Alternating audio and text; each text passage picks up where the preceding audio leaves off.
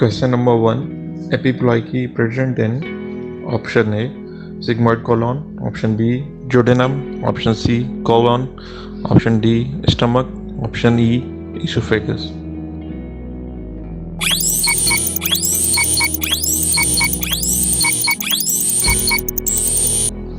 So the correct answer in this scenario is option C colon, because the epiploidy appendices are present in the colon, not in the other options.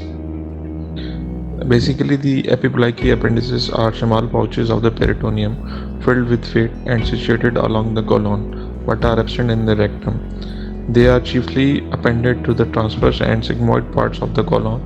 However, their exact function is unknown. The appendages can become inflamed, a benign but painful process known as epiploic appendicitis, which can mimic acute appendicitis and other conditions. Question number 2. Cremasteric reflexes are supplied by option A ilioinguinal nerve, option B iliohypogastric nerve, option C genital branch of genitofemoral nerve, option D common peroneal nerve, option E D peroneal nerve.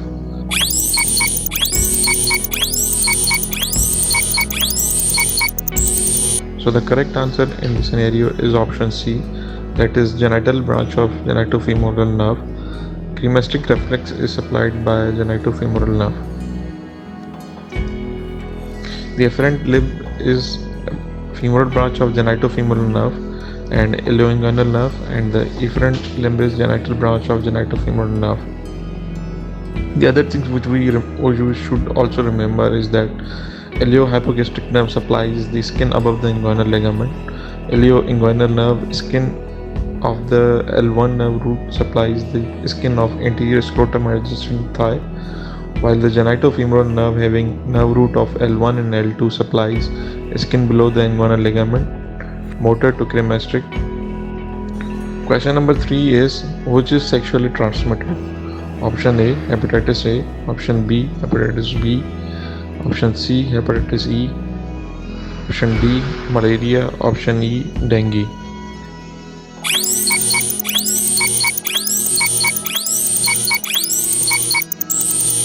So the correct answer in this scenario is option B.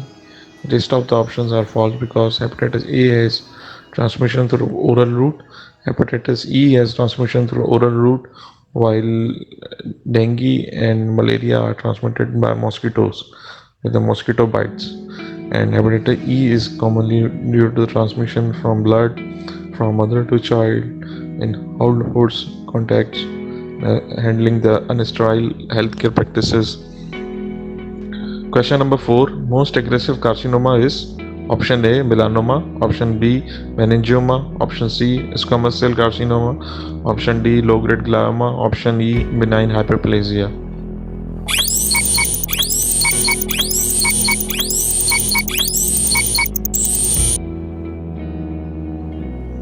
The correct answer in this scenario is option A, that is melanoma. Melanoma is a very serious form of skin cancer, and it's a cancer of melanocyte.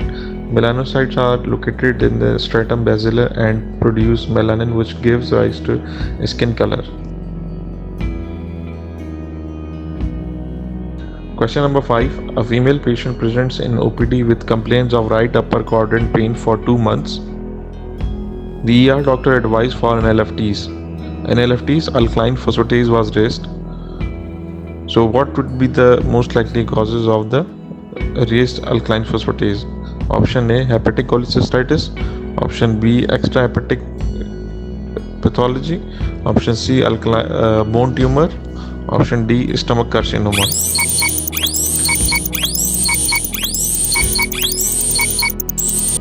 The correct answer in this scenario is hepatic cholecystitis, because as we can see, the patient has upper quadrant pain and the clinical signs are correlating with the diagnosis of hepatic cholecystitis. Although in bone tumor alkaline phosphatase is increased, but the symptoms of upper quadrant are ruling out the pathology of bone tumor. Question number 6. A man after RTA fracture medial side of clavicle with right sternoclavicle joint pressed posteriorly with what structure? Option A, superior vena cava. Option B, esophagus. Option C, trachea. Option D, aorta. Option E, thyroid.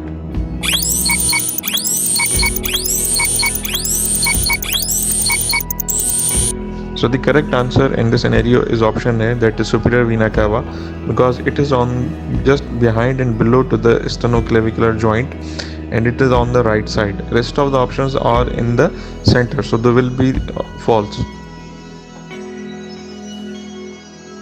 Question number 7. 35-year-old female came to OPD with complaints of itching over whole body. On examination, her skin color was pale and conjunctiva was yellow. Which investigation will be appropriate? Option A, AST.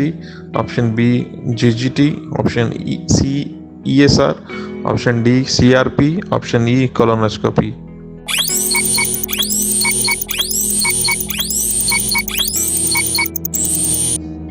The correct answer in this scenario is AST, because if you are suspecting the hepatitis or jaundice, when we are finding the findings of jaundice on examination, then you will be going for the alkaline phosphatase, that is AST.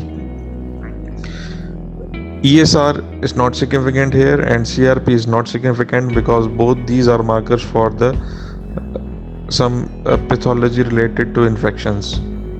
And colonoscopy is not indicated here. Usually colonoscopy is indicated for taking some sort of biopsy or seeing the inside of the intestine. Question number 8. Increased erythropoietin is seen in people. Option A, high altitude. Option B, pilot in an airplane. Option C, CVU patients. Option D, pilot of cargo plane.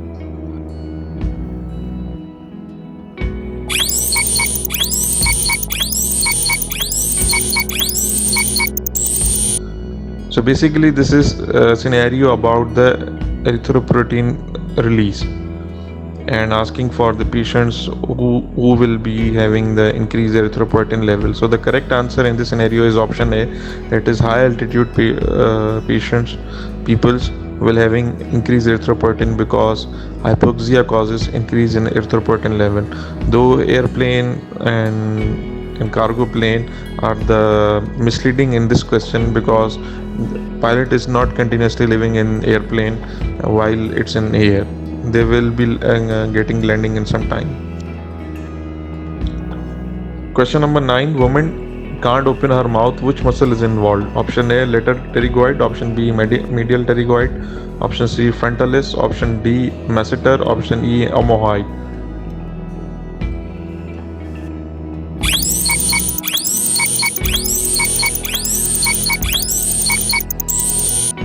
So the correct answer in this scenario is lateral pterygoid, because the functions of inferior lateral and superior lateral pterygoid are as follows. Inferior lateral pterygoid causes simultaneous contraction, depression and protection, and also causes unilateral contraction, mediotorsion and movement to opposite side, while superior lateral pterygoid causes it remain inactive during opening of the mouth but becomes active only in conjunction with elevator muscles, like when elevating the mandible, and also during active power stroke and when teeth are held together. Question number 10. During surgery of submandibular gland, surgeon sacrifices a nerve. What is the most likely nerve? Option A, marginal branch of facial nerve. Option B, lingual nerve. Option C, main trunk of facial nerve. Option D, second cervical rim nerve. Option E, first cervical nerve.